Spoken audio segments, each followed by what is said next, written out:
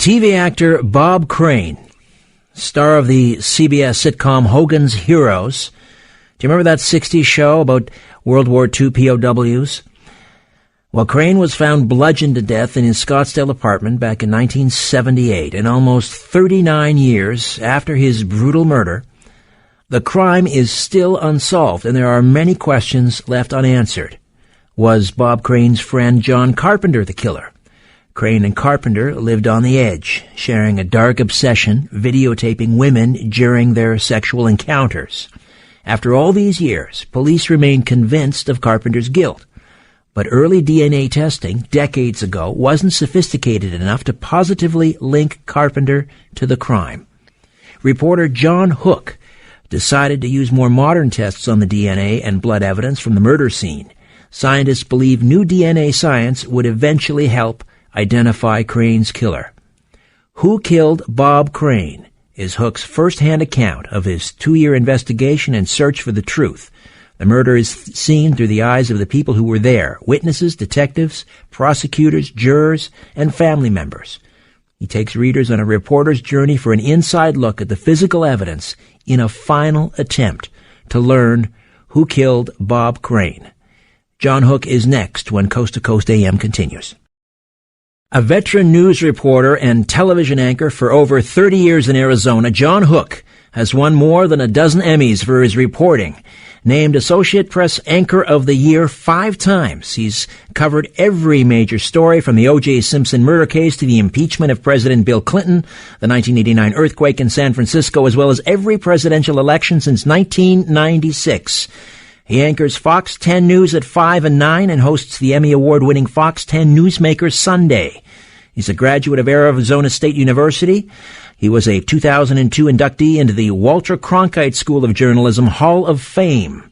Who Killed Bob Crane? The final close-up is John Hook's first book. John Hook, welcome aboard. How are you?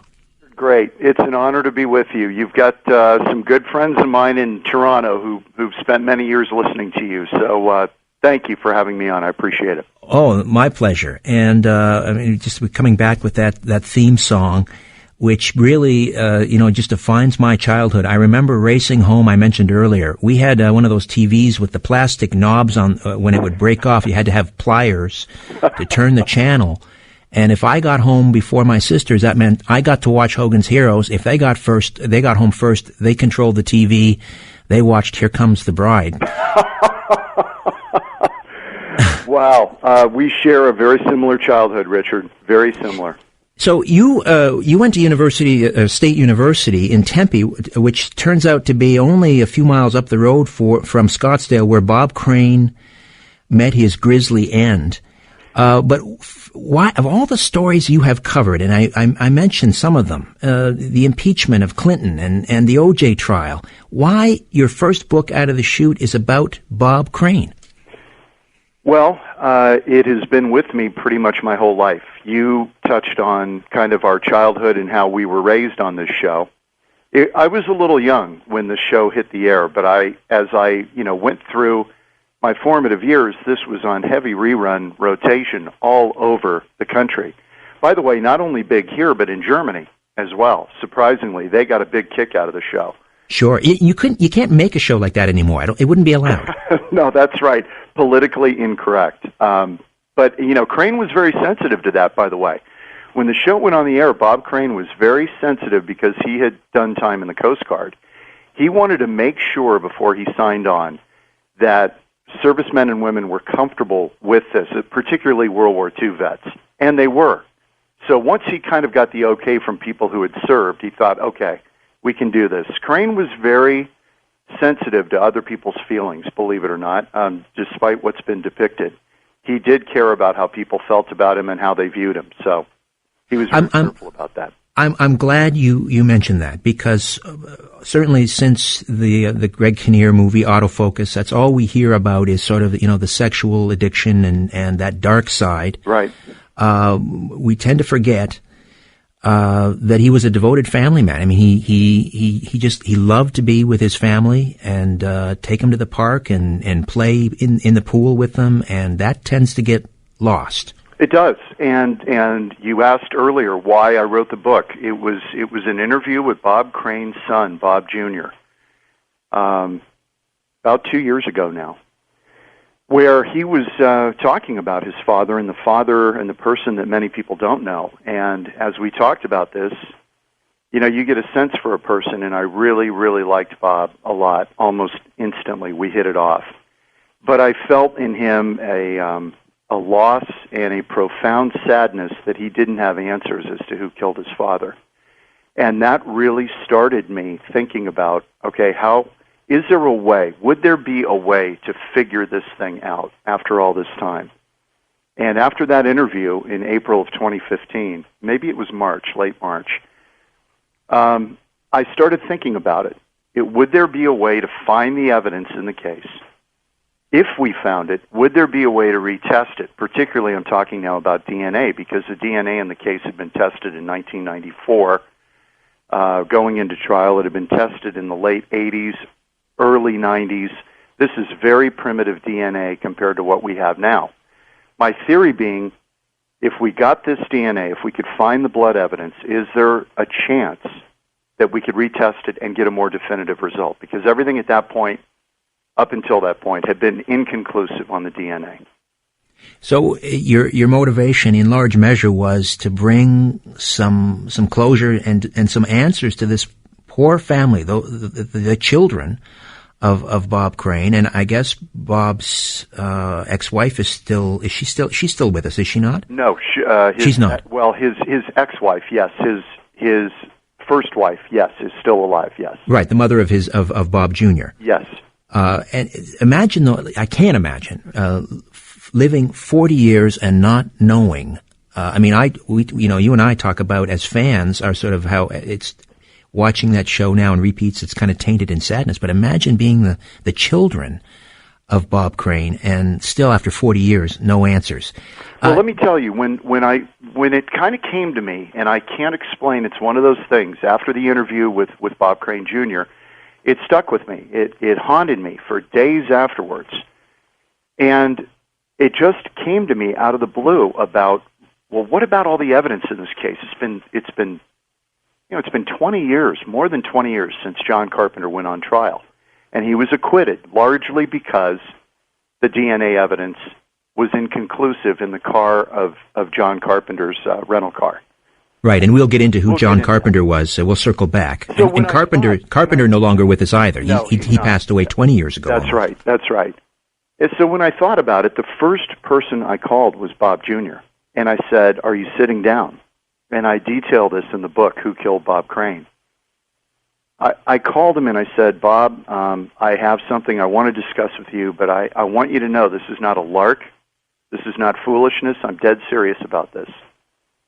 If we were able to find the blood and the DNA evidence from this case, and I don't know if it still exists, at that time I didn't know, I said, how would you feel about us retesting it?" And there was just dead silence on the phone. And I thought I had offended him. Suddenly he says, "Oh my God, yes, do it. He was adamant. He wanted to do it, and he wanted to help me in any way that he could. We even later got into discussions of how do we match the DNA if we found it, if we were able to retest it? How could we match it against something known? My thought was the bloody sheets from the crime scene. Right.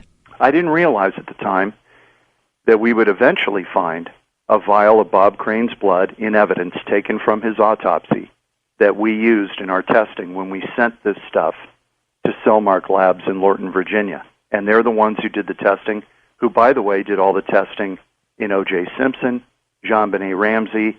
We went to the best lab probably in the world for this. All right. Things just seem to kind of line up providentially almost. I would agree. And you asked me about this kind of being with me through my whole life. As you mentioned, I went to Arizona State. I came out there in the summer of 1978. The murder had just happened a couple of months before at the Winfield Place Apartments at the time, which was only 7 miles from my dorm. So this has been with me for all of this time, and sometimes you do kind of wonder, why you end up in the middle of something like this. And I say, and I mentioned it in the book, that as a kid watching Crane and going to college and hearing about the murder, I could have never imagined that I would one day end up in the middle of this thing. But that's how the news business is sometimes. You're even surprised as a reporter the places you end up. Indeed, indeed. People, I think, sort of forget that before television, Bob Crane was a huge radio star. He was the king of the airwaves in Los Angeles, and that's where he really made his bones. He interviewing people like Marilyn Monroe and Ronald Reagan and so forth. And then that's when he hooked up with this rather shady character, John Carpenter. Tell me about how that happened and who John Carpenter was. Well, first of all, you're right about his career in radio. As a radio guy, Richard, you know, he was absolutely brilliant on KNX in Los Angeles. He played the drums on the air. He was a very accomplished drummer. He played drums on the air. He made spoofs out of commercials. He was just a brilliant comedian. And impressionist? This is what got, and he did voices, and he became the show in L.A. during the mid-50s to mid-60s. And his brilliance on radio is what captured the attention of producers in Hollywood. People started to hear him, and he was kind of reaching out and doing some bit parts in television. But producers were really, a lot of them were listening to his show, by the way. So they were familiar with what he could do, and his brilliant comedic timing really propelled him into television. And when he got the spot on Hogan's Heroes, Richard Dawson was a much more accomplished actor. Richard Dawson was kind of the second guy in that cast. Peter Newkirk in the show. Right. Dawson really believed that he should have been the star of the show. So this created a little bit of tension on the set, on and off. Interesting. In fact, Dawson didn't attend Crane's funeral, by the way. There was some tension there. I did not know that. Yes. Now, Dawson and Carpenter were buddies. They were friends, and it was Dawson who introduced Carpenter to Crane, because John Carpenter was a guy who was in the formative years of VCRs, videotape recorders. He was in that industry with Sony, Akai, later Kenwood, and he was the guy who was teaching the stars how to use this technology that nobody, by the way, Richard, had access to at the time. You couldn't go into a store and buy this stuff in the mid-'60s. It was all kind of industrial. But Carpenter had it.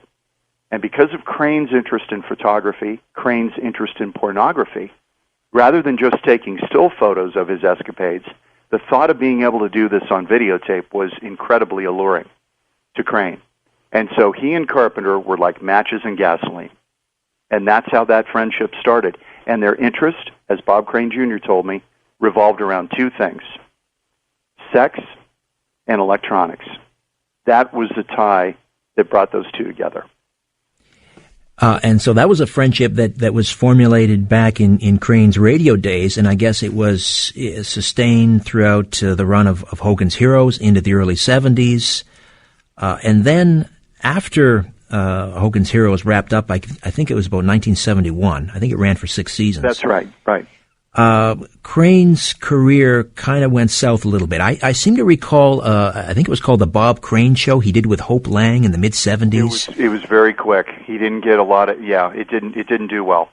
So from there, it was the dinner theater circuit. Yeah, he did some shots on Love Boat. He did some of that, guest spots. But then it became dinner theater to pay the bills. So he started crisscrossing the country, and particularly became fond of this show, Beginner's Luck. And that's the show he was in Scottsdale, and had been touring the country for several years doing that show. That's what brought him to Scottsdale, to the Windmill Dinner Theater in Scottsdale at the time, for a month-long run of Beginner's Luck. It was a 4-person show. Crane largely produced it and directed it. And that's what brought him to Scottsdale, and that's what led him to his murder eventually, during that run. And around this time, Bob Crane Sr. is talking with his son, Bob Jr., sort of complaining a little bit about how annoying, maybe even obnoxious, this hanger-on John Carpenter is becoming. That's right. And this is what the prosecution started to build as a case, and even detectives started to sniff this out very early on. That as the video technology now became commonplace, people could buy it on their own. People knew how to run it. You didn't need an expert to run it anymore. It had become much more user-friendly. And Crane had become an expert in this himself. He no longer really needed Carpenter around to help him videotape his escapades. He was very adept at doing it himself. He didn't need a guy hanging around. But Bob Crane's motto in life was, don't make waves. So to kind of, in a sense, break up with this guy who'd been hanging around for a long time, that created a lot of tension in his own mind. And according to police and prosecutors, Crane was in the middle of what would be described as a soft breakup with John Carpenter in Scottsdale. It came to a head in Scottsdale, according to police and prosecutors. There are other schools of thought about this. Some people don't buy this. But that was what led police to really feel that Carpenter would have had some motive to kill Crane, because Crane was cutting off their relationship, cutting off Carpenter's access to beautiful women that he never would have been able to get on his own without Bob Crane's celebrity. There's another touching moment you describe in the book, and I believe it happened in and around maybe the night of the murder or close to the day of the murder, where Crane was using some of this editing equipment, and he was, I believe it was the movie Saturday Night Fever, he was editing out all the swear words so his son could watch it. That's right.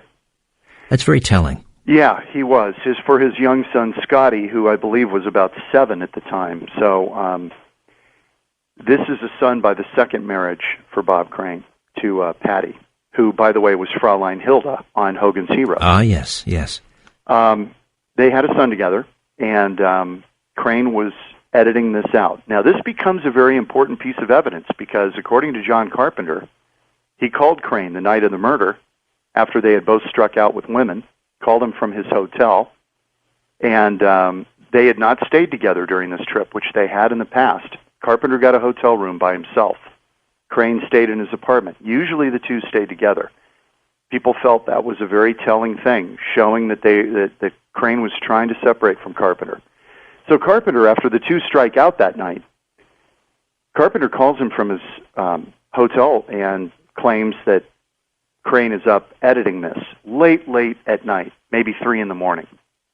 Well, it's pretty evident that Crane had finished that earlier in the day. He had finished editing that earlier in the day. Because after the show, after Beginner's Luck, it would end about 10:30, they'd go out, cruise the bars, get home, blah, blah, blah. Well, they had been out with 2 women and struck out. It was very late. So it's unlikely that Crane was still editing that night. Very unlikely. And he had to have done it earlier because his night was full. And had he bedded a woman, he would have had no time to edit it because Carpenter was leaving that morning and Crane was going to give him that edited version of Saturday Night Fever to give to his son. So he wouldn't have had time to finish it had he had a woman that night. We're coming up on a break. When we come back, I'll get you to take us sort of back to June 29th, 1978, and the grisly murder scene and how he was discovered and how the police investigation sort of began from there, and further evidence that incriminated John Carpenter, and then also why it took so long, 16 years after Crane's murder, for Carpenter to actually be tried. John Hook stays with us, veteran TV reporter with Fox 10 in Phoenix. Here's my happy song, Shara Shara. Stay with us. Coast to Coast AM continues right after this. All right, 3 guesses as to who this is. I know Donna Walker back in Sherman Oaks knows. She's a fan. She has the CD. This is one of the best albums of 2016. It's called Good Times, and it's by a band we haven't heard from in quite some time. It's the Monkees. I kid you not. The unmistakable sound of the melding of Mickey Dolenz and Michael Nesmith's voices there. Beautiful, beautiful sound. That's called Birth of an Accidental Hipster. I believe that was written by one of the Gallagher twins, Noel or Liam, I'm not sure, or Gallagher brothers, not sure which one. Anyway, it's a great album, Good Times by the Monkees, and yet another reason they belong in the Rock and Roll Hall of Fame. And I'll keep saying it until somebody in Cleveland listens. All right, we'll get back to our conversation with John Hook, Fox TV news reporter from Phoenix, and discuss his book, Who Killed Bob Crane. Let's just have a little listen. Let's go back to the late 60s, early 70s. Here's Colonel Hogan and Sergeant Schultz. Hmm? What is he doing in the uniform, Colonel Hogan, please? Oh, you went too far. I must report this. It would be worth my life if I do not report this. It's only until tomorrow, and he's going to take it off again. After he steals the tank. Oh? From the Panzer Division. Oh? He brings it here into the barracks. Oh, I see nothing. I was not here. I did not even get up this morning. There you go. Bob Crane, the devilishly handsome Bob Crane, making wise with the Narzies. What's not to love? And what's not to miss? Who Killed Bob Crane? The final close-up. More of my conversation with John Hook when Coast to Coast AM continues right after this. Stay with us. The 1978 murder of actor and American icon Bob Crane remains one of the most high-profile, unsolved celebrity murders of all time. 38 years after his brutal murder in Scottsdale, Arizona, millions around the world still want answers. Was John Carpenter the killer, or did police arrest an innocent man? John Hook stays with us. He is the author of Who Killed Bob Crane. So take us back to June 29th, 1978, and a young actress, Victoria Barry, arrives at his apartment looking for Bob. That's right. Richard, she was going over there that day in the afternoon, 2 o'clock. She was supposed to meet with Crane. They were going to work on an overdub of a scene from Beginner's Luck. She was trying to get other work outside of this. She was trying her best to get into television. And Crane said he'd help her. He had also betted her twice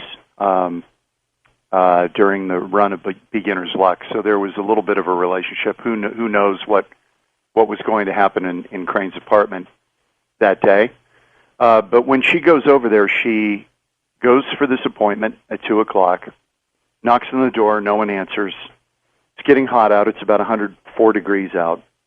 This is June now in Phoenix. And she calls out for Bob's name, no answer. So she just puts her hand on the doorknob and turns it, and the door, to her shock, is open because Crane was a nut about locking his doors. She was really surprised. She opens the door. She walks in. It is pitch dark in there. All the drapes are pulled. It is completely dark. And her eyes, she's having trouble adjusting her eyes. She's calling out his name, no answer. She heads out to the Arcadia door, which is straight ahead as you walk through the front door of that apartment, which still exists here in Scottsdale, by the way. She walks straight out to that Arcadia door, looking out on the pool to see if he might be out swimming. She's thinking Bob's probably swimming out back. She opens the curtains, doesn't see Bob out there. In fact, I think the pool's closed because of repairs at that time. She comes back in the apartment and takes a right turn towards his bedroom. She looks in and sees a figure in the bed that she at first thinks is a woman because there are streaks of darkness on the face. It turns out to be blood, but she doesn't realize that at first. Her eyes are still adjusting. She thinks it's hair, long locks of hair. Long, dark hair. Then she realizes it's blood. And the first thing that goes through her mind is that one of Bob's girlfriends has killed herself in his bed, taken her life. Because he had told her that there had been a few women he had dated who had threatened that. That was the first thing that flashed.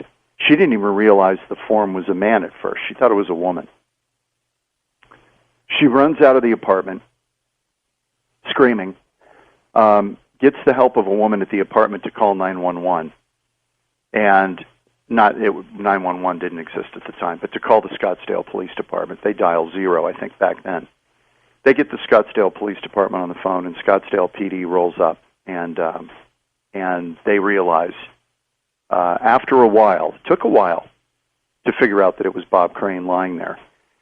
Victoria Berry thought it was later, when she realized it was a man, she thought it was either Bob Crane or John Carpenter, interestingly enough. She had met John Carpenter. She had met him. In fact, they sat together at the performance of Beginner's Luck at the Windmill Dinner Theater the night before, because there were long stretches in this show. In this dinner theater, it's a little bit informal, where Victoria Berry would be up on stage, and then she'd be off stage, and she'd sit out in the audience. She'd sit at the VIP table in front where Carpenter was. So she actually sat with him that night, the night before the murder. But she couldn't recognize Bob because, the bludgeoning was so horrific. Horrible. He was unrecognizable. He was unrecognizable. And she was also, I think she was in disbelief. She didn't want to believe it because her mind went to maybe it's John Carpenter. And then when she was in the apartment filling out her statement to police, the phone rings, and it's John Carpenter calling Bob Crane's apartment. That's the moment she realized, well, that's not John Carpenter in that bed with blood. That's Bob Crane. Bob is dead. That's the moment it hit her. Who picked up the phone when Carpenter called? Well, police were a little bit, they didn't quite know what to do. They were a little bit stunned that the phone rang. And so they asked Victoria to answer it. She did. She answered it, and it was a very quick hello, and then Ron Dean, Lieutenant Ron Dean from the Scottsdale Police Department, grabbed the phone and said, "This is Lieutenant Ron Dean, Scottsdale PD. Who's this? This is John Carpenter. I'm calling to see how if Bob's around." And he says there's been an incident here, and it was a very, very quick conversation, and they ended it. Well, Carpenter calls again about 20, 30 minutes later. And that's when police were like, who is this Carpenter guy, and why does he keep calling? And Carpenter is explaining during these calls, oh, I saw Bob last night, late at night, but I had to fly out the next morning. So Bob was going to take me to the airport, but I told him, no, you're busy, I'll do it myself. And Carpenter was trying to create a timeline, according to police, and to also make clear that he was in Los Angeles, that he was back in L.A., wasn't in Scottsdale, and try to deflect. And that's a pretty bold move, if in fact he's guilty, to call the murder scene and twice. Well, and that wasn't all, Richard. He called the Windmill Dinner Theater that afternoon, twice, looking for Bob Crane. Now, Carpenter knew Crane's routine better than anyone because he hung around with him so much. It wasn't uncommon that he'd join Crane on the road for 3 or 4 days at a time when Bob was playing dinner theater. Crane never got to the show until right before the show. I mean, he literally drove the stagehands crazy because he'd push it right to the edge. Carpenter knew by calling in 3 in the afternoon to the Windmill Dinner Theater that Crane was not going to be there. But he, according to police and investigators, they felt Carpenter was sniffing around, eager to find out if Bob Crane's body had been discovered, if the word was leaking out about the murder. This is before internet. This is before, instant communication. So he was sniffing around, according to police, trying to find out what police knew and how far along they were. At what point is Carpenter brought in for questioning? Well, they flew out to L.A. A couple of days after the murder, because they felt when they found blood in John Carpenter's rental car, that really started to raise the hackles. I mean, they found blood in John Carpenter's rental car. There wasn't much, but it was there. And they were very suspicious at that point. Carpenter had a rental car, a Chrysler Cordoba. There were streaks and smudges of blood, about 7 of them, on the passenger side of the car. When they tested it, they find out it's type B blood. That's very rare. 1 in 9, 9% of the population, 1 in 10 people, for the sake of argument. Bob Crane was type B. So now you can imagine what they're thinking. They've got a very rare blood type that happens to be Bob Crane's blood type in that car, in Carpenter's rental car. Now they're beyond suspicious.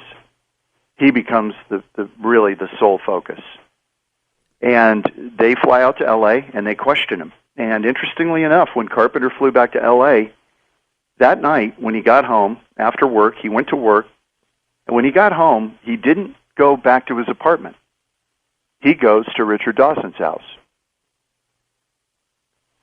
So when the police finally track him down at his apartment that he shared with a girlfriend, Carpenter was married for a long time, but he had a girlfriend also on the side that he shared an apartment with. It's a very strange relationship with his wife. Police track him down, and he actually called the apartment. And police said, "Can you come here? We want to talk to you." He said, "Well, I'm at my mother's house. I'm about 70 miles away. It's going to take me some time." He was actually at Richard Dawson's that whole weekend, right after the murder.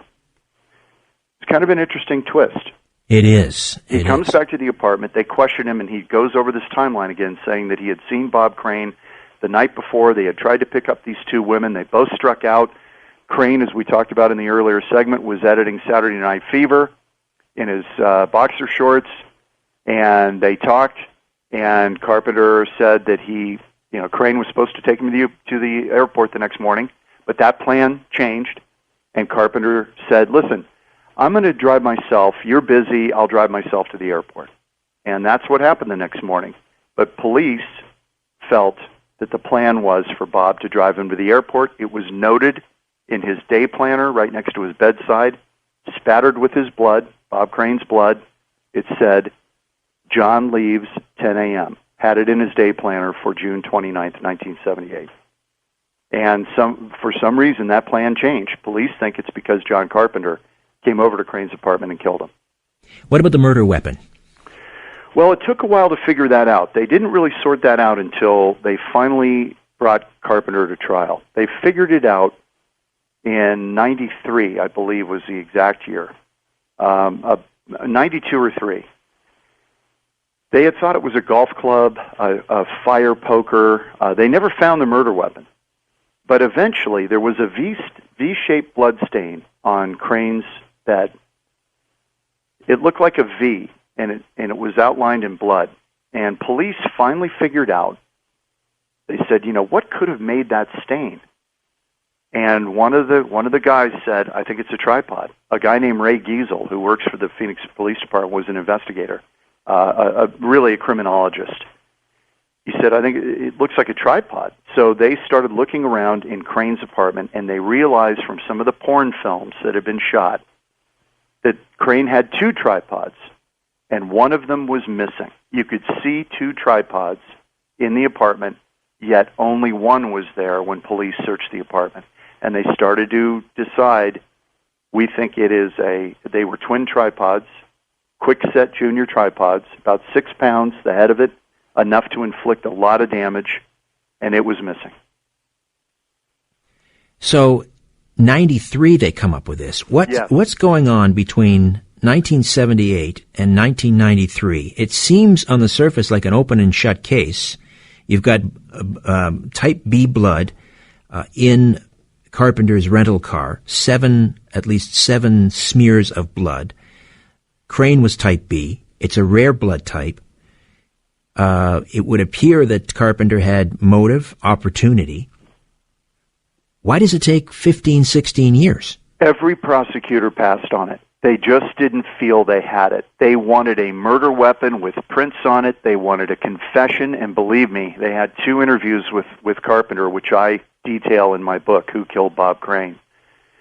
I reproduce those exactly in the book. The 2 interviews with Carpenter, and one of them ends in a confrontation where they basically accuse him of killing Bob Crane, and Carpenter goes silent. And it's very tense. And I've listened to the audio recording of that interview as well. It's fascinating to listen to, and I reproduce it in the book.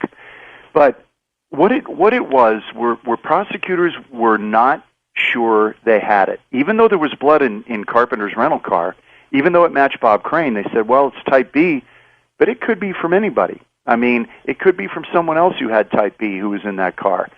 There were even some who said, well, maybe Bob Crane, who was in the car a couple of times during that week, could he have bled in the car, cut his finger, bled, something? But when they asked Carpenter, did Bob Crane ever bleed in your car? No. did anybody ever bleed in your car? No. This is before they suddenly sprung it on him. They said, by the way, we found blood in your car. And Carpenter was really rattled when they told him that. And he was very curious. He said, in the interview, in the police interrogations, Carpenter was prying. He was saying, well, you've told me about this blood. I don't know how much there would be there. I don't know how it would get there. He was rattled, no doubt about it. I've listened to it. But the prosecutors just didn't feel they had it, Richard. So it took a different prosecutor who was elected in 1988 here in Arizona, a guy by the name of Rick Romley. And Rick Romley was the one who said, I think we should pursue this further. And they started the whole investigation from scratch in 1990. And two guys, Barry Vassell from Scottsdale and Jim Raines, who was with the county attorney's office, made it their life's mission to figure this thing out. Yeah, I think it needs to be noted that this probably remains Arizona's most famous murder. Yes, and, we call it here, one of the investigators, Jim Raines, called it our Kennedy assassination. I know that's a strong term because, Kennedy is a mythical, legendary figure. But the point is that he's making an analogy that there are so many theories out there, so many crazy, wild theories. Books have been written, movies have been written, speculation. It's the ultimate whodunit, that there are some parallels to Kennedy, that people have all kinds of theories about what would have happened. And, one of the central questions about this whole thing that I had to answer before I wrote the book is, why would anybody care about a 40-year-old murder? But let's remember, Crane is still visible on reruns. He's still with us. He's been with us throughout our lives. And it would be like, let me give you an analogy, if Ashton Kutcher had been killed in this way. Or better yet, maybe a better analogy, Charlie Sheen. That's the kind of figure that we're talking about. And you talked about it at the beginning. We grew up with this guy. He's part of our lives, and people still have a connection to him. Anybody over 35 probably does. Right. And although on the surface, in hindsight, of course they didn't have benefit of the DNA testing, it would seem an open and shut case. But if you take Carpenter out of the equation for a moment, you mentioned Kennedy. One of the big puzzles was who wasn't lined up, ready to take a shot at Kennedy. Exactly. You had the mob. Point. You had the military-industrial complex. You had the drug syndicates. You had Cuba. And Russia. with Crane, Russia. And with Crane, obviously, the potential for a long list of angry fiancés, boyfriends, husbands, yes. And who else? Yes, exactly right. Exactly right. But when the investigators reopened this in the early 90s, they went through all those people. And many of them who looked like they might be interesting. And they felt, they had to do it because they didn't want to get to court and be accused of not having dotted their I's and crossed their T's. They needed to interview everybody again. They started from scratch. And most of these people were not there. They weren't in town. They weren't around. They had an alibi. They went through the list. And, yes, is there somebody they may have missed? That's what's so alluring about what I have written in Who Killed Bob Crane, because the DNA tests cast doubt, even though everything points to Carpenter.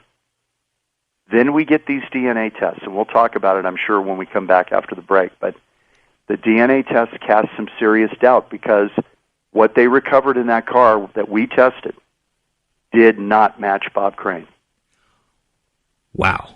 There's a bombshell. It is a bombshell. It's a bombshell. All right. Well, we will indeed regroup, come back on the other side. John Hook will talk about how he began his investigation, picking it up 40 years later, starting from scratch.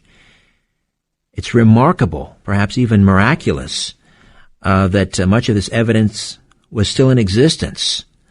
3 weeks after Bobby Kennedy was shot, the acoustic tiles were gone where the bullets were. The bullet fragments were gone. But here we are 40 years later, and much of the evidence is still intact. John Hook, my guest, and we will continue to discuss who killed Bob Crane. Here's Ringo Starr taking us into the break with You Know It Ain't Easy on Coast to Coast AM. Welcome back. Solomon Burke, King Solomon. They called him the Bishop of Soul. And Jerry Wexler, executive at Atlantic Records, said that Solomon Burke was the greatest soul singer of all time. I saw Solomon Burke sing at a beautiful concert venue here in Toronto called Massey Hall. And this isn't too long before Solomon passed away. A big man, to say the least. By this time, he must have weighed probably close to 400 pounds, and he was performing sitting down. And at one point, he put his microphone down. He didn't need it. His voice filled the theater. Such a powerful, powerful voice. Solomon Burke. The woolly mammoth went extinct at the end of the last ice age thousands of years ago, a victim of warming weather and hunting by prehistoric humans. But the mammoth, or rather something very much like it, may be resurrected if Dr. George Church has his way.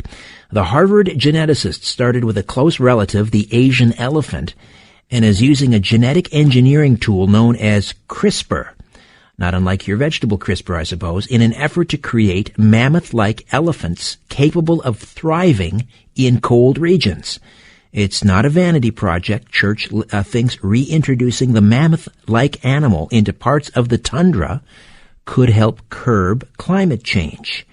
And if you'd like to find out how, then you can read the rest of the article. Sean Ladisor has posted it in the News section at coasttocoastam.com. See, if you like what you're hearing, you might want to check out my weekly radio show, The Conspiracy Show. It airs out of Toronto on Zoomer Radio, AM 740, 96.7 FM. For more information, check out my website, strangeplanet.ca.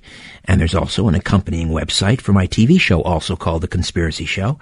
And that's a real easy one to remember, theconspiracyshow.com. Strangeplanet.ca, theconspiracyshow.com. Back to more of my conversation with John Hook, who killed Bob Crane. Stay with us.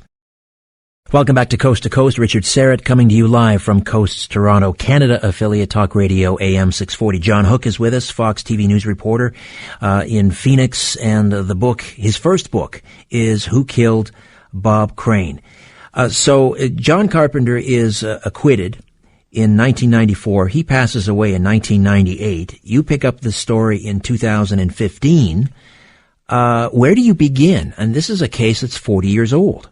Right, exactly. I need to put this out there because people are pinging me, Richard. If you want to pick up the book, go to whokilledbobcrane.com. Everything's there, and you can order it, but it's at every bookseller imaginable. So it's coming out February 21st, so thank you for that. Excellent. And we've also linked up to that website at coasttocoastam.com. I appreciate that. So thank you. Just click on your name, and it's right there. Get it, and I want to let them know.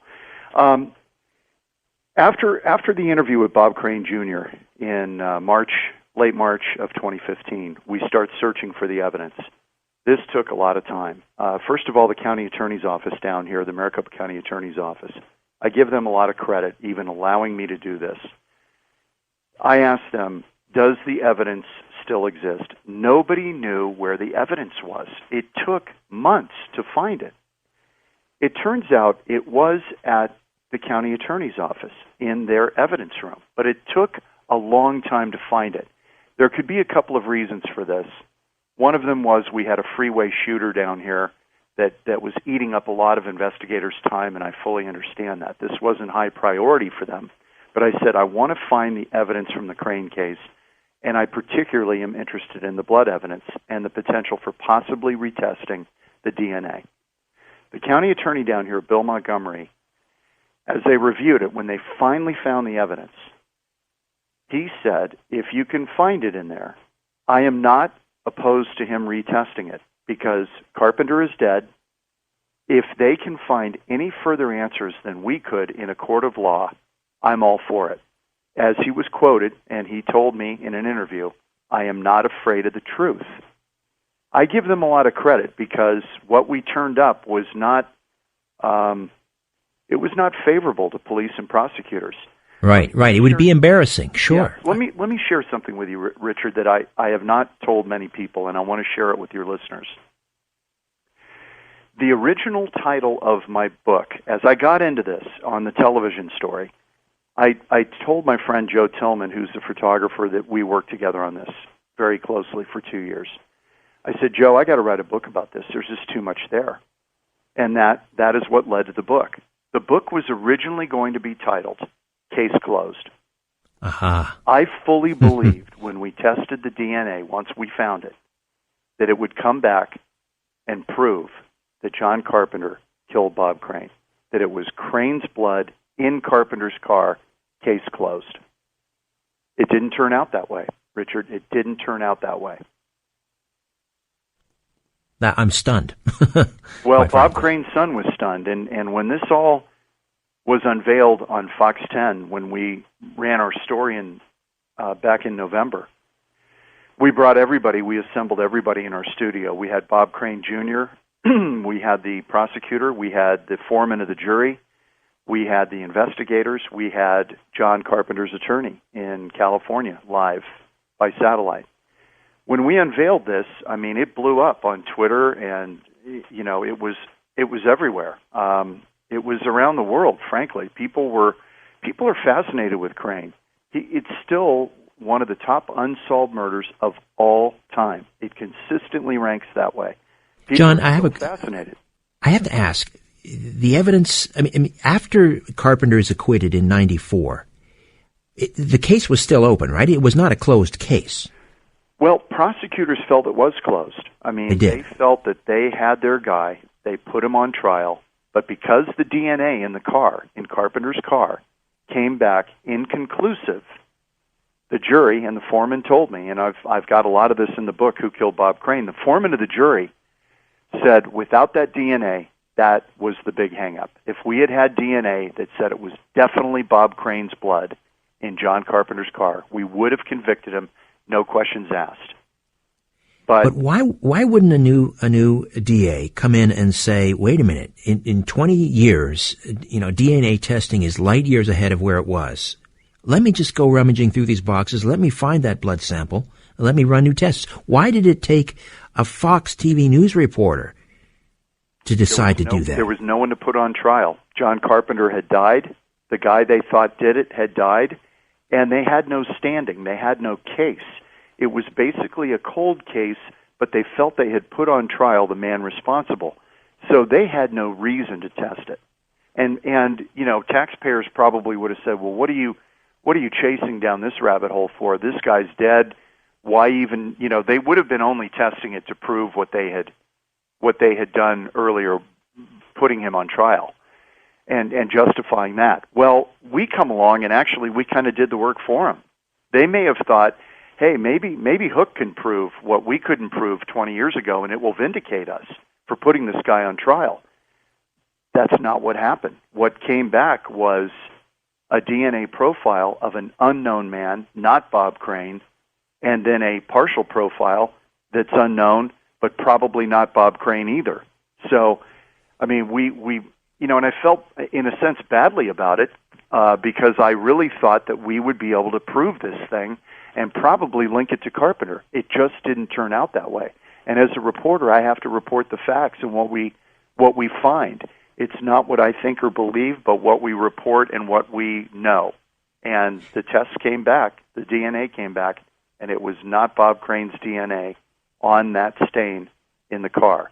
There are many reasons why that may have happened, and I talk about it in the book, Who Killed Bob Crane. But nonetheless, what our test results showed, not Bob Crane. But how, after 40 years, do you ensure that the blood sample is still viable? I mean, how do you ascertain, the provenance and so forth? It was all sealed in snap-cap vials. The last time it had been tested was right before trial in 1994. When they rummaged through these boxes, there are 11 boxes of evidence, and I go through it in the book. What we found, what we discovered. It was like opening a time capsule, Richard. It was a time capsule of Bob Crane's apartment. It was evidence. It was letters. It was pictures, photographs, even a mock-up of the murder weapon. Just incredible stuff that we came across. And then we came across the blood evidence. Bob Crane's vial of his blood taken at autopsy, a sample of John Carpenter's blood taken when they first interviewed him in Scottsdale. They brought him back here and interviewed him. That was the first interview. and then the DNA that was on the pieces of the car cut from John Carpenter's rental car. Those were all sealed in snap-cap files, and we sent those, never opened them. We all wore gloves. It was all done by protocol, and the county attorney here actually bagged up the evidence to send it to Cellmark to test it. So we followed a chain, a protocol, to make sure that no one could later say, well, they dinked around with the evidence, this and that. We photographed everything, and we even photographed them opening it at the lab in Lorton, Virginia. All right, let's dive into the phone calls. Let's go west of the Rockies. Frank is in Las Vegas, Nevada. Frank, good evening, good morning. I used to live in Phoenix, and I worked in the county attorney's office when the Bob Crane murder case was pending. That was a case that they had various committees that would look at the case periodically. I know what the reporter's talking about exactly. The evidence for the Bob Crane case was kept in a basement room that was the evidence locker room of the county attorney's office. That's where they had all the videos, the equipment, and whatnot. I was surprised after I had left the office and read that they had brought the indictment. I was surprised that they had charged Carpy with the case, because it was my understanding that the Scottsdale police, although they zeroed in on him as a suspect, a person of interest, they eliminated him or moved on and actually had a theory that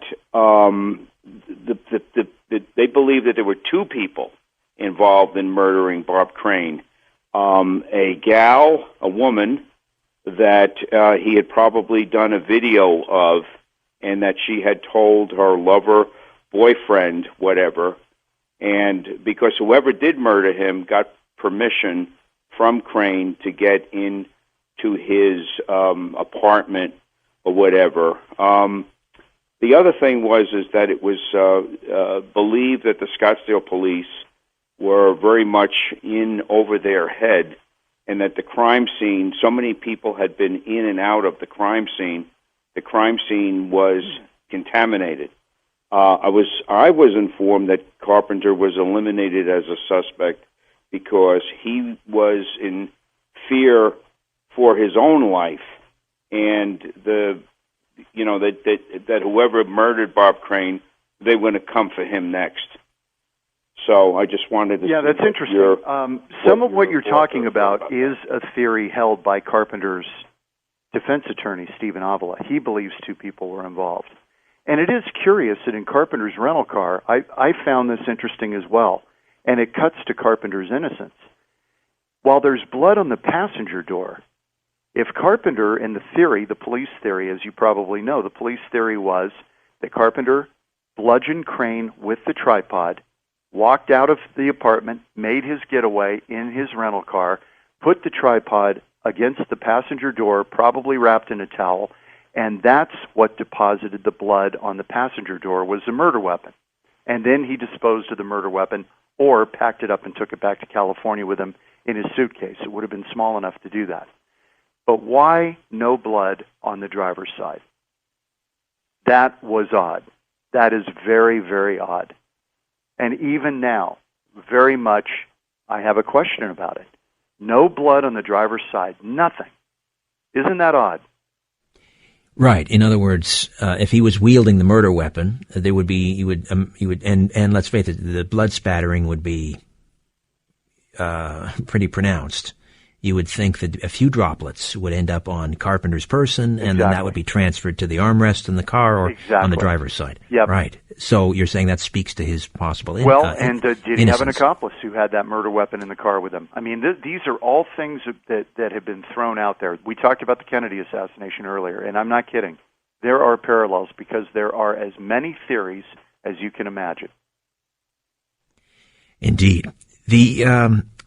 The notorious sex tapes, were any of those taken by the police? Oh, yeah. Did they find I viewed them, by the way, Richard. I viewed some of those tapes because they still have some of them in evidence.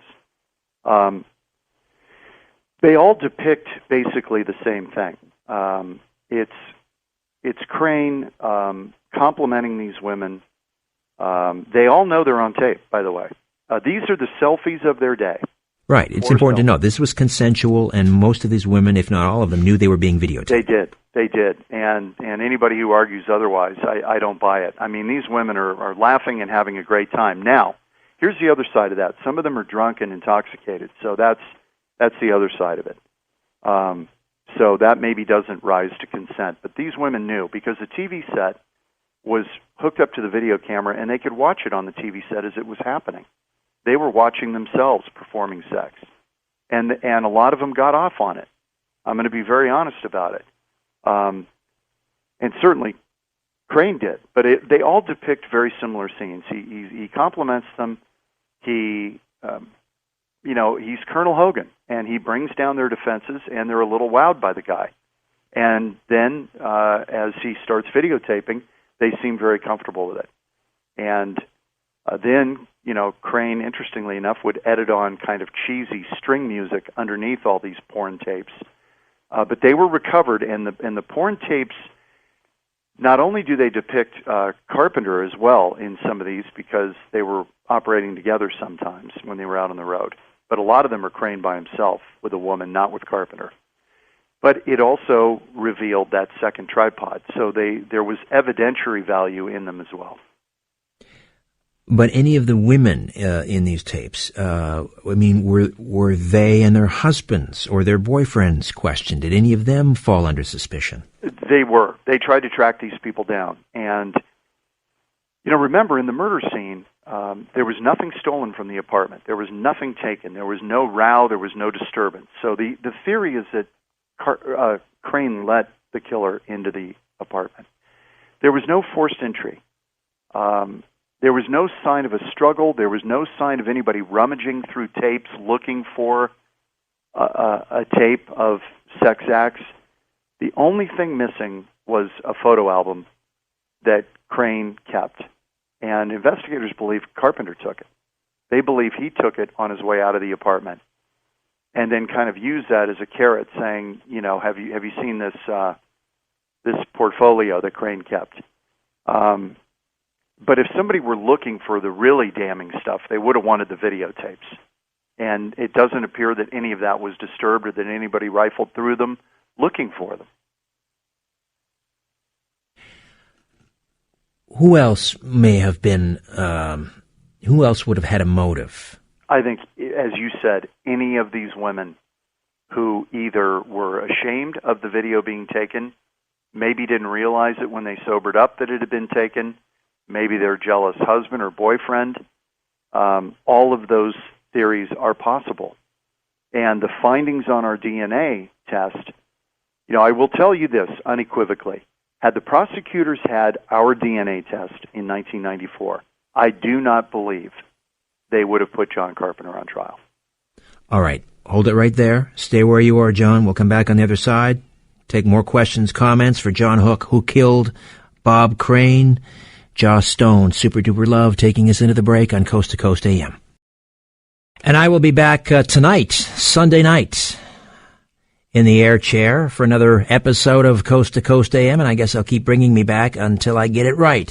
This month marks the 75th anniversary of the Battle of Los Angeles, one of the most colorful tales in all of UFO lore. Ufologist Bill Burns will join me to discuss what happened on the evening of Feb 24th, 1942, when L.A. flew into a panic as what were initially believed to be Japanese enemy aircraft were spotted over the city, touching off a massive barrage of anti-aircraft fire. And to this day, no one knows what was flying over the city, and many people believe the aircraft they saw were extraterrestrial.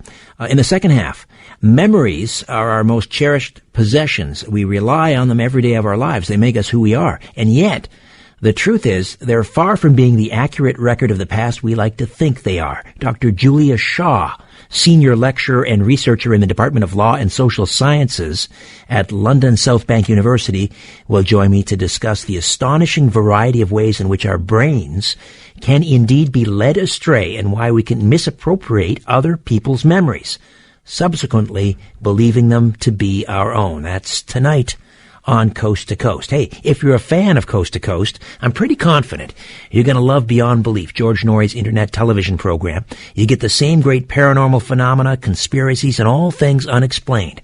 And I believe it's now in its 6th season. They've produced something like 250 episodes. That's remarkable. Believe me, I know how much work goes into making a TV show. You can get started watching episodes immediately. Just visit beyondbelief.com. When we come back, your questions and comments for John Hook. Who killed Bob Crane? And we are into the home stretch. Where do these last 4 hours go? I don't know, but that always happens, right? When you're immersed in a really great conversation, time just flies, and we are having a remarkable discussion with John Hook, the author of Who Killed Bob Crane, the final close-up. And you can order the book from the website whokilledbobcrane.com. Whokilledbobcrane.com.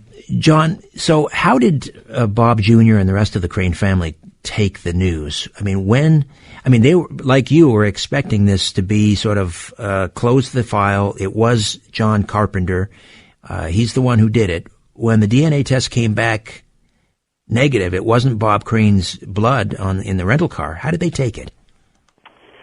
That was the hardest part, Richard, for me, because I really set out to do this for the family and for Bob Crane Jr., because I as we talked about in the outset in the first hour, the pain for him and the not knowing was still pronounced. I could feel it. I mean, anybody could, but I think as a reporter you start to get a sense of this stuff about people. You read people, and I knew it was something that was still with him, and I wanted to settle this for him. I really did. And that was the hardest part, that I didn't get a definitive answer for them, and that was really tough. And he was great. His whole take on it, and he wrote the foreword in my book, by the way, Who Killed Bob Crane. He was gracious enough to write the foreword for the book, because he felt that the effort was worth it, and that if we got any scintilla of further evidence about what may have happened, it was worth the effort. And he said that from the outset. He said, if you can push the ball down the field even a little bit more, that would be wonderful. So he was very gracious about it, and wrote the foreword for my book, Who Killed Bob Crane, which is, to me, that is an ultimate compliment that he would do that. Very gracious man. Indeed. In Bob Jr.'s mind, and in the prosecutors, the police, the investigators, is there any doubt in their mind that the murderer was John Carpenter? Prosecutors definitely believe it. The investigators definitely believe it. I asked Barry Vassell, who was there the day Bob Crane was found bludgeoned in his apartment. He was one of the first people on the scene. And then he reinvestigated it in 94. I asked him over and over in the television story, do you have any doubt? He said, I am 100% certain it was Carpenter. No doubt. Yes. Are you positive? Absolutely. I mean, there was no wiggle room. By the way, I should mention this, a couple of things. You talked about why did it take so long to get to trial in 94 after the murder happened in 78 and nothing happened. It just languished for 16 years. One of the key things, and we haven't talked about it, was the discovery of a speck of tissue in John Carpenter's rental car that was believed to be subcutaneous tissue from a skull, Bob Crane's skull. Here's the problem. They found it in a photograph when they reopened the case in 1990, 1991. They found that photograph. Jim Raines, the investigator on it, found the photograph and saw the speck of tissue in the photograph. The problem was they looked for the actual speck and it was never collected. But that speck of tissue, they said, look, if we've got blood of Bob Crane's blood type and a speck of skull tissue in Carpenter's rental car, this is game over. If they had had the actual tissue, it would have been, but they didn't. It was either lost or never collected. I believe it was collected and lost. Some people think it was never collected off that door, but it showed up in a photograph. Now, that photograph became, that was a real point of contention at the trial of John Carpenter. His attorney, Stephen Avila, argued that it wasn't even tissue, and that if they don't have it, you can't consider it, which is called a Willits instruction in a court of law, They gave them a Willits instruction, the jury saying you don't have to consider it if they can't produce a piece of evidence. So that was one of the reasons this took so long to get it to trial in 1994. All right, let's go east of the Rockies. John is in Cleveland. John, good morning. Oh. Hi, John, are you there? Yes, how are you? Hey, Hi, John. good morning. I've always followed this story myself and had an interest in it. And I always wondered, has Bob Crane's second wife ever been ruled out as a suspect? And is there any significance to the relocation of his remains to another cemetery? No. They were in the middle of a divorce, actually. This is Patty, who was Fraulein Hilda on Hogan's Heroes, his second wife. During the time that this happened, yes, she was looked at because Bob Crane Jr. felt that she was a viable suspect because she had pecuniary gain. There was money at stake. They were in the middle of a divorce. Suddenly, Bob Crane turns up dead, and obviously, the wife, who's about to be the ex-wife, becomes a suspect as well. She happened to be vacationing with their 7-year-old son in Bainbridge, Washington, on the island there. There are even phone records that show that Crane spoke to her the night that he was murdered. They had an argument that people overheard. The upstairs person in the apartment overheard the argument. A one-way conversation, obviously didn't hear her, but heard Crane arguing with his ex-wife, or about to be ex-wife, slamming the phone down, and then he and Carpenter went out and cruised the bars in Phoenix looking for women.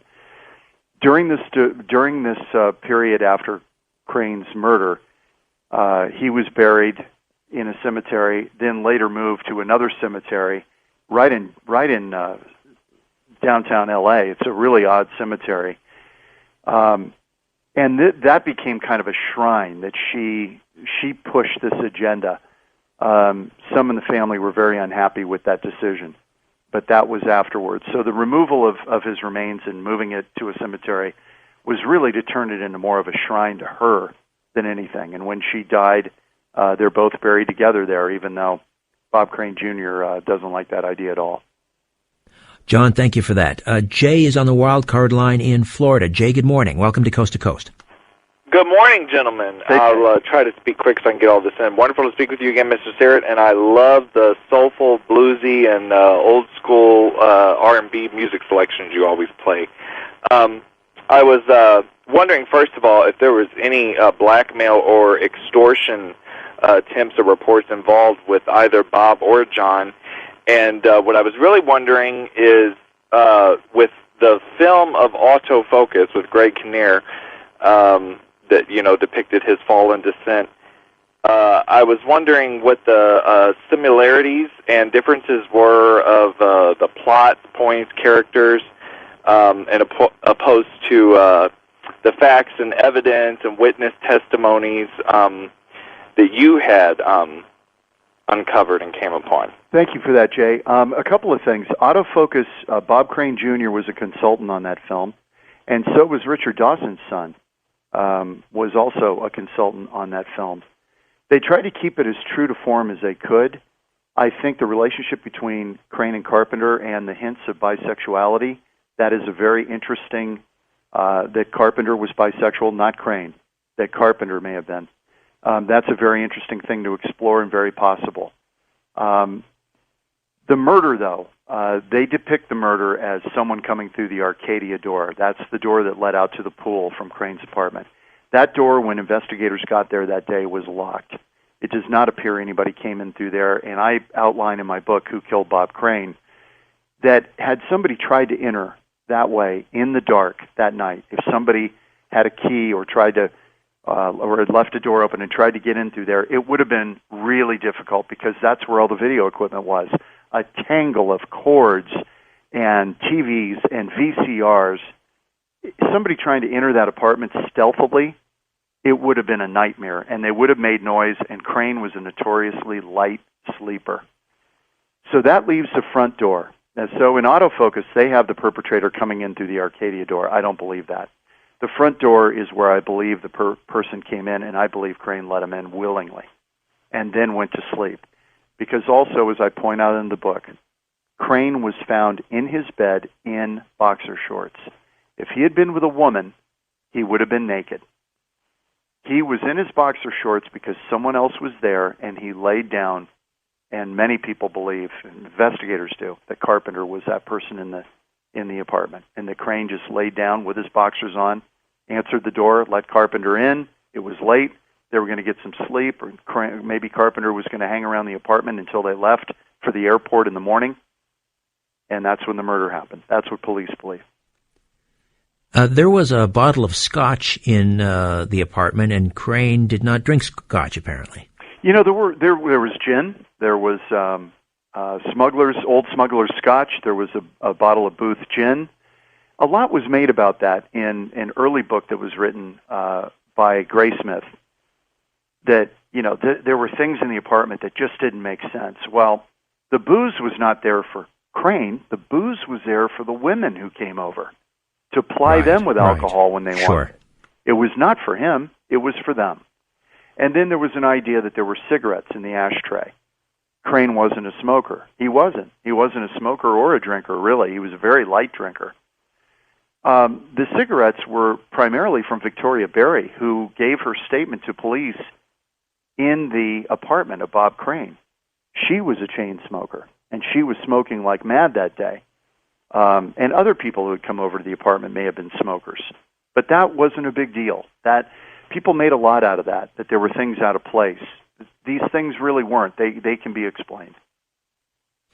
Did you ever speak to members of the Carpenter family? No, I have not. That is on my list, actually, Richard. That is on my list. His wife, I believe, is still alive. But I would like to speak with her. I have not. You mentioned that Carpenter spent the weekend after the murder at Richard Dawson's house, who played Peter Newkirk in Hogan's Heroes. It was a great character, Newkirk. And he had remember, he was a huge star on Family Feud as well. He was the host of that for years. Yes. Do you mentioned that that Dawson did not go to the funeral. Do you think there may have been some guilt there because he had introduced Carpenter to Crane? That's a very interesting point. It's either a little bit of that he didn't want to be two-faced about it, that they weren't close, and he didn't want to just show up just on ceremony. But there's another theory, that Carpenter may have told him something. That Carpenter may have, the one person he may have said something to, might have been Richard Dawson. It's possible. He took it to his grave. If that's the case. It's possible, because one of the investigators, Jim Raines, told me that Dawson threw him out of his apartment in the early 90s when he went to interview him. Not his apartment, pardon me, his home in Beverly Hills. Dawson lived pretty well. Married a very a big star in Britain who was kind of considered the Marilyn Monroe of Britain. He threw him out of his house. Very unhappy that he was there. And investigators, I think, had some questions about what Dawson may have known. Just a theory.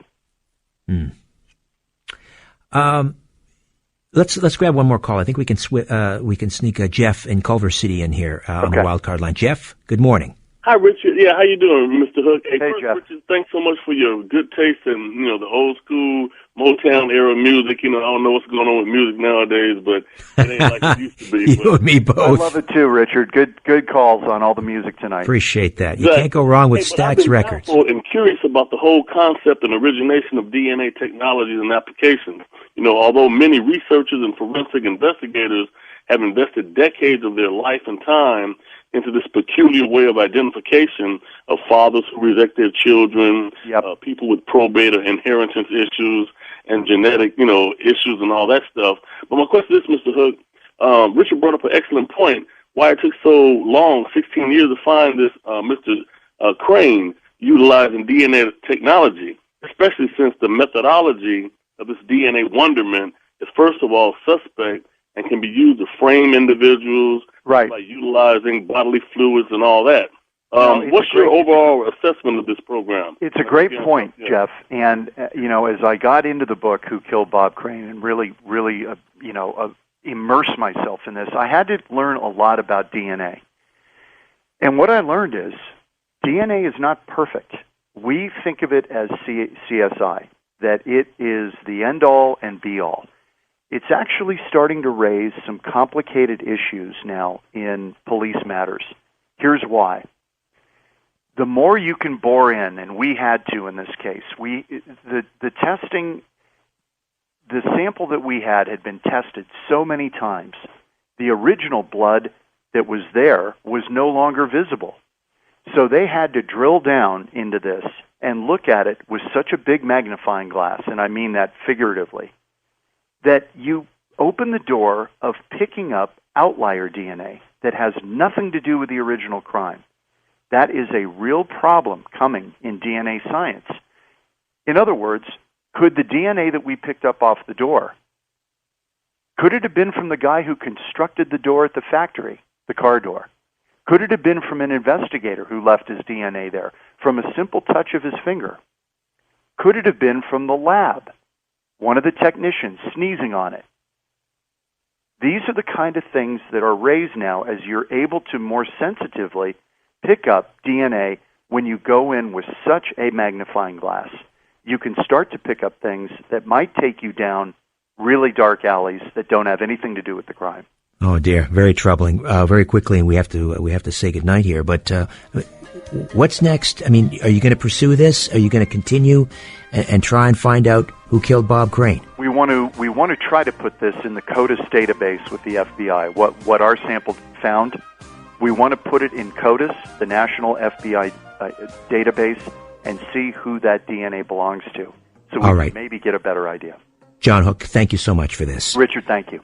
WhoKilledBobCrane.com. WhoKilledBobCrane.com. For George Norrie, George Knapp, Lisa Lyons, Stephanie Smith, Tom Danheiser, Dan Galante, Chris Burrows, Sean Ladouceur, Nathan Staten, and Donna Walker. And here in Toronto, Nathan Smith, Scott Guest, and Tom Shank. I'm Richard Serrett. Thanks for your ears and your voices, your beautiful voices. So long for now.